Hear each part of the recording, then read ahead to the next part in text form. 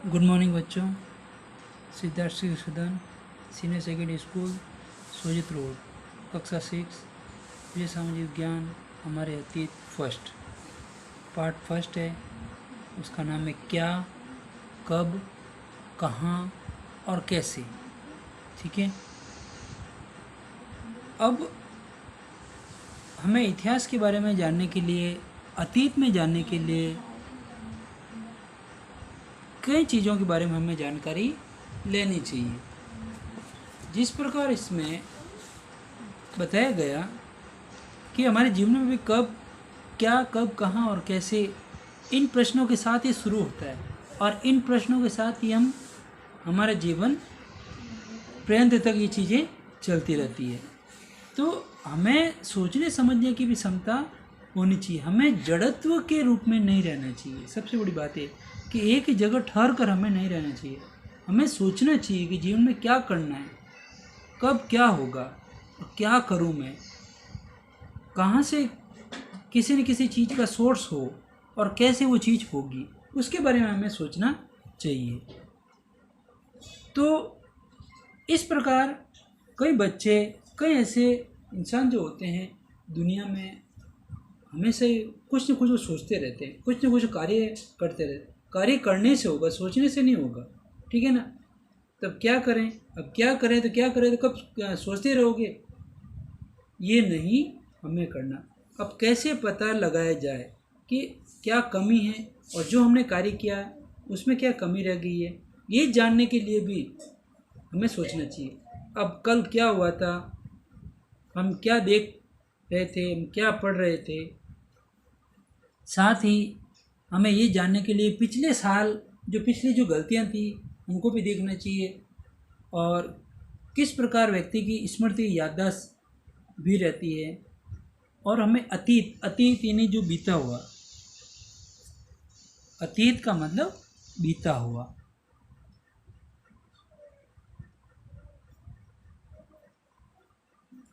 अतीत के बारे में हम क्या जान सकते हैं।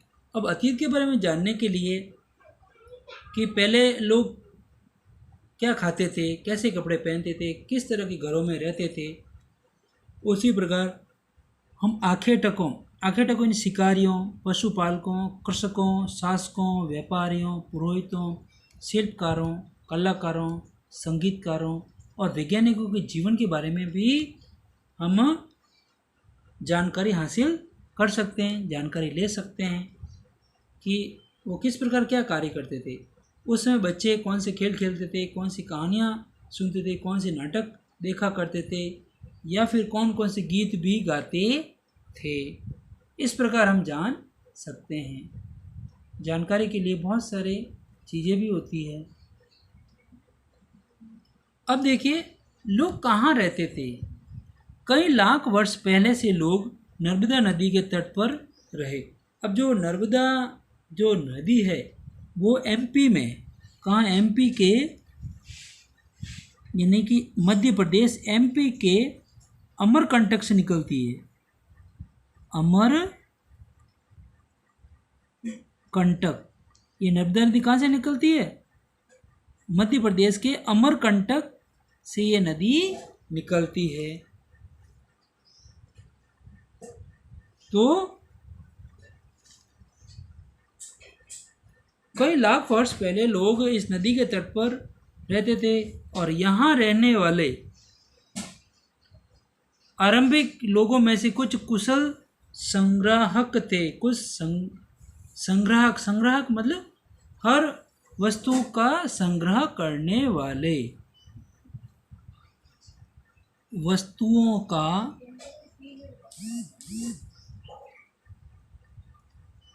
संग्रह संग्रह करने वाले,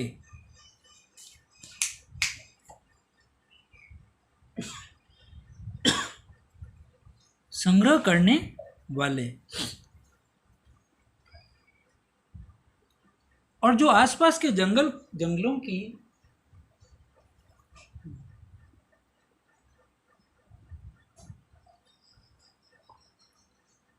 की विशाल संपदा,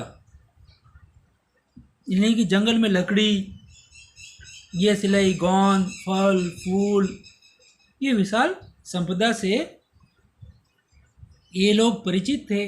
अपने भोजन के लिए वे जड़ों, फलों, जंगल के अन्य उत्पादों का यहीं से संग्रह किया करते थे। वे जानवरों का आखेट इन्हीं शिकार करते थे और अपनी जीविकोपार्जन चलाते थे। लगभग 8,000 वर्ष, लगभग 8,000 वर्ष पहले, 8,000 वर्ष पहले स्त्री पुरुषों ने सबसे पहले क्या बोया? गेहूं। क्या बोया था? गेहूं। क्या बोए थे? गेहूं तथा जौ जैसी फसलों को उपजाना प्रारंभ किया। आप जानते हो ना जौ, है ना बच्चों? आपके भी आसपास खेतों में गेहूं, जौ वगैरह बोते हैं, आपने देखा होगा, और कई बच्चों ने नहीं देखा तो सुना भी होगा। गांव में रहने वाले लोग भेड़, बकरी, गाय, बैल जैसे पशुओं को पालतू बनाना शुरू किया था। और ये गेहूं जो जौ, और ये उत्तर पश्चिम में सुलेमान और कीर्तर पहाड़ियाँ थी, जो अभी आपको मैप के द्वारा दिखाएंगे। कुछ ऐसे क्षेत्र थे जहाँ कृषि का विकास हुआ, जहाँ सबसे पहले चावल उपजाया गया। वे स्थान थे उत्तर पूर्व में गारो व विंध्या पहाड़ियाँ। अब देखिए आपके सामने ये मैप है जो अपन देख रहे हैं। अब इसमें आप देखिए,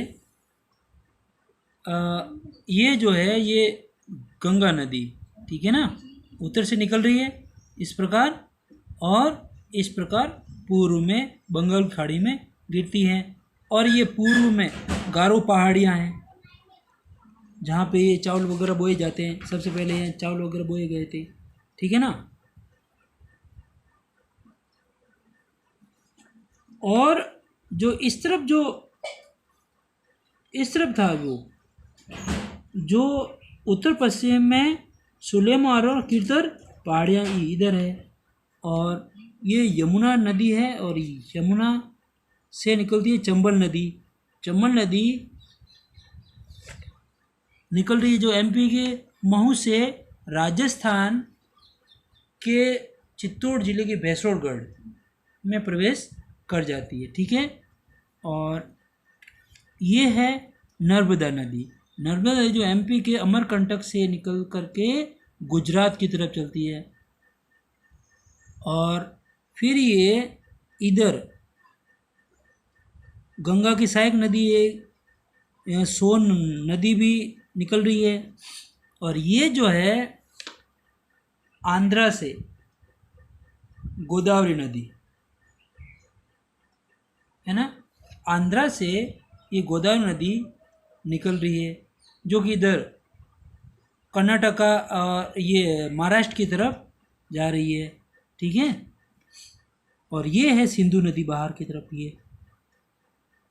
और ये चंबल और नर्मदा नदी के बीच में देखिए विंध्य पहाड़ियाँ, जो कि यहाँ पे उत्तर पूर्व में घर और विंध्य पहाड़ियाँ, यहाँ पे चावल वगैरह बोए गए थे। और जो बाहर की तरफ है ये पाकिस्तान की तरफ देखते हैं ना अपन, उत्तर पश्चिम में सुलेमान और कीर्तर पहाड़ियाँ, यहाँ से सबसे पहले गेहूँ बोए गए थे, गेहूँ और जौ, ठीक है। तो इस प्रकार हमने देखा कि 8,000 वर्ष पहले गेहूँ और जौ बोए गए थे, जो कि उत्तर पूर्व कीर्तर पहाड़ियों में, उत्तर पश्चिम सुलेमान और कीर्तर पहाड़ियाँ थी। और जहाँ पे चावल वगैरह बोए गए थे वो उत्तर पूर्व में गारो पहाड़ियाँ, ये गारो पहाड़ी जो पूर्वी भारत में है, ठीक है। तो इस प्रकार हमने देखा बच्चों कि जो झेलम नदी, चिनाब नदी, रावी नदी, सतलज नदी, सिंधु नदी, ये जो सिंधु नदी की ये सहायक नदियाँ हैं सारी, ठीक है ना, और व्यास नदी, और यमुना और गंगा दोनों उत्तरी भारत से बहती है, और ये सोन नदी है जो गंगा की सहायक नदी है, और चंबल और इस सोन नदी के बीच में ये विंध्या पहाड़ियाँ हैं, ठीक है ना। अब देखिए सहायक नदी किसे कहते हैं। सहायक नदी का देखते हैं कि सहायक नदी किस प्रकार, जो प्रमुख जो नदी होती है उसकी किस प्रकार वो सहायक बनती हैं, वो देख रहे हैं अपन, ठीक है। जो एक बड़ी नदी से मिल जाती हैं और लगभग 4700 वर्ष पूर्व इन्हीं नदियों के किनारे कुछ आरंभिक नगर भी फूले फले, ठीक है ना। तो सहायक नदी जो होती है ना, सहायक नदी उसे कहते हैं जो एक बड़ी नदी में मिल जाती है। सहायक नदी किसे कहते हैं, जो एक बड़ी नदी में मिल जाती है, उसे हम सहायक नदी कहते हैं। और वो जो कि 4700 वर्ष पूर्व इन्हीं नदियों के किनारे कुछ आरंभिक नगर भी फल फूले थे। और अब देख रहे हैं कि गंगा व इसकी सहायक नदियाँ, गंगा व इसकी सहायक नदियों के किनारे तथा समुद्री तटवर्ती इलाकों में नगरों का विकास लगभग 2500 वर्ष पहले हुआ था। अब देखिए गंगा के दक्षिण में इन नदियों के आसपास, गंगा के दक्षिण की बात करें, गंगा के दक्षिण में इन नदियों के आसपास का क्षेत्र प्राचीन काल में मगध, मगध का वर्तमान नाम क्या है, बिहार, बिहार की राजधानी कौन सी है, पटना। और एमपी की राजधानी में क्या बताया था, एमपी की राजधानी भोपाल, ठीक है। और बिहार की राजधानी पटना, जो कि मगध इसका प्राचीन नाम है, वर्तमान नाम बिहार है, बिहार के नाम से जाना जाता है, ठीक है। इसके शासक शक्तिशाली थे और उन्होंने एक विशाल राज्य की स्थापना भी की थी। मगध के जो शासक थे आपको पता ही है, ये बहुत ही शक्तिशाली थे और उन्होंने एक विशाल राज्य की स्थापना भी की थी। अब देखिए दक्षिण एशिया, बच्चों हम कौन से महाद्वीप में रहते हैं, एशिया महाद्वीप में। और आज हम बात कर रहे हैं दक्षिण एशिया की बात। दक्षिण एशिया में कौन कौन से देश निवास करते हैं वो को बता रहे हैं। सबसे पहले आधुनिक भारत, जो अपन भारत देश में रहते हैं ना, वो एशिया महाद्वीप में है, लेकिन जो मेन डायरेक्शन है उसका वो दक्षिण एशिया में है। अब देखो भारत, पाकिस्तान, नेपाल, भूटान, बांग्लादेश, श्रीलंका, ये जो सभी है ना, ये दक्षिण एशिया में है, ठीक है। और ईरान, अफगानिस्तान, चीन, म्यांमार, ये पड़ोसी देशों को हमें बताता है। तो आप याद रखना कि दक्षिण एशिया में कौन कौन से पड़ोसी देश हैं और कौन कौन से अपने देश हैं, ठीक है। अब देखिए दक्षिण एशिया एक महाद्वीप से छोटा है। महाद्वीप से जो छोटा होता है ना,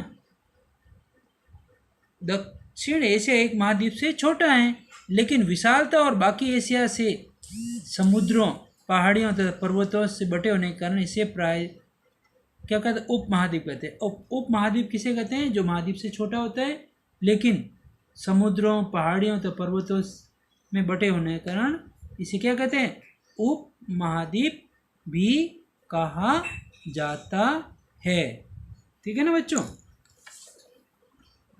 तो हमने देखा कि इस प्रकार कि हम लोग इस प्रकार दक्षिण एशिया में निवास करते हैं,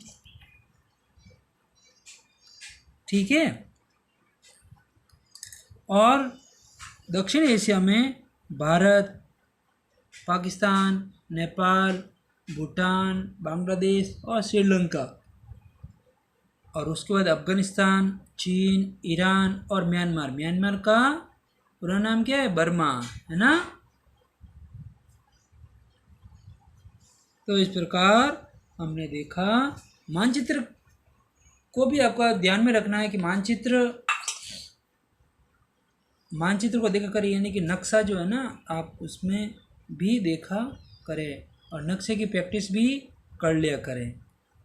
तो प्यारे बच्चों, आपको वीडियो अच्छी तरह से देखना है, पूरा देखना है और ढंग से देखना है। सबसे बड़ी बात है कि ढंग से सुनना है। कई बच्चे अच्छा कार्य कर रहे हैं, कई बच्चे अच्छा कार्य नहीं कर रहे हैं, तो उनको अच्छी तरह से करने की कोशिश करनी चाहिए। ठीक है ना। तो किस प्रकार हमें पता चला कि इन प्रश्नों का क्या, कब, कहाँ और कैसे, इन प्रश्नों का हमें पता लगाना है। आप भी कभी सोचते भी हो ना कि ये आकाश में जो तारे, चांद वगैरह चमक रहे हैं, कैसे चमकते हैं, और हमने माचिस ये आग जलाना कैसे सीखा, ये गाड़ी के जो पहिए चल रहे हैं वो कैसे चल रहे हैं, ये सारी चीज़ें हम छोटी छोटी जो जानकारी है ना वो अपन देखते हैं। जब अपन टेलीविज़न भी देखते हैं, टीवी देखते हैं, तो टीवी देखते अपन अपने को पता भी चलता कि ये लोग कैसे अंदर के अंदर ही चले गए, ये नाच रहे हैं, कूद रहे हैं, कि ये कैसे हुआ। ठीक है ना। अखबार पढ़ते हैं तो इसमें भी अक्सर जो छपते हैं तो वो कैसे हुआ, तो कुछ ऐसी हमें जानकारी लेनी चाहिए। तो हमने देखा कि जंगलों में किस प्रकार लोग जड़ी बूटियों को, लकड़ियों को, गोंद इस प्रकार संग्रह करते हैं और अपने जीविकोपार्जन के लिए शिकार भी करते हैं। और किस प्रकार ये जो हम अन्न खा रहे हैं वो सबसे किसने बोया, कहाँ से बोया, तो गेहूँ सबसे पहले किन लोगों ने बोए, जौ किसने बोए, चावल किसने बोए, कृषि का विकास कहाँ कहाँ हुआ। तो हमें मैप के द्वारा ये सारी चीज़ें पता चलती है और मैप से ही हम देख सकते हैं। उसी प्रकार आपको एक एटलस का सहारा भी लेना चाहिए। ठीक है ना। आपके बड़े भाई या बड़ी बहन भी देख रहे हो तो उसमें आप देखा करो, आपकी बुक में भी है मैप, उसमें भी आपको देखना है। ठीक है ना। तो नदियों के बारे में जानकर, जैसे अपने आसपास देखते हो आप कई सारी नदियाँ बहती है, तो अपने देश की बड़ी बड़ी जो नदियाँ हैं, मुख्य नदियाँ हैं, गंगा, यमुना, गोदावरी, नर्मदा, इसके बारे में हम जानकारी लेनी चाहिए। जो मैंने आपको बताया था ना कि अब जैसे अब चावल के बारे में पूछ लिया, तो चावल कहाँ उत्पन्न होते हैं कि उत्तर पूर्व गारो और मध्य भारत में। और फिर पूछे सहायक नदियाँ कि जो कि एक बड़ी नदी में एक छोटी नदी मिल जाती है और उसके आसपास कई नगर बस जाते हैं, वो सहायक नदी होती हैं। ठीक है ना। जैसे गंगा की सहायक नदी यमुना हो गई, सोन नदी हो गई, यमुना की चंबल नदी हो गई, है ना। तो हमें इसका ध्यान रखना है और आपको जो ये प्रश्न है उन प्रश्नों को अच्छी तरह से करना भी है। ठीक है।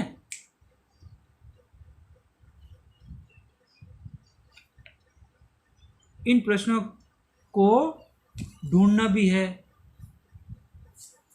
और प्रश्नों के उत्तर अच्छी तरह से देने हैं। ठीक है। प्रश्नों के उत्तर आपको अच्छी तरह से देने, वीडियो अच्छी तरह से सुनोगे तो प्रश्न के उत्तर आपको अच्छी तरह से मिल जाएंगे। प्रश्नों के जो उत्तर है, प्रश्न अच्छी तरह से लिखना है, अच्छी तरह से उत्तर भी लिखना है उसका, और लाइन खींचनी है। आप उल्टी सीधी आपको लाइन नहीं खींचनी। मैं बार बार आपको समझा रहा हूँ कि लाइन आपको अच्छी खींचनी है, स्केल से खींचनी है। सबसे बड़ी बात तो ये है, स्केल से लाइन खींचनी है और लाइन सीधी खींचनी है। चैप्टर का नाम लिखना है, डेट लगानी है। अभी से आपकी आदत पड़ जानी चाहिए। देखिए, आदत रहेगी स्केल से लाइन खींचने की, तो वो स्केल के बिना आप लाइन नहीं खींचोगे, है ना। हाथ से खींचते हो तो ऊपर से नीचे की ओर आड़ी टेढ़ी वक्र रेखा की ओर बन जाती है।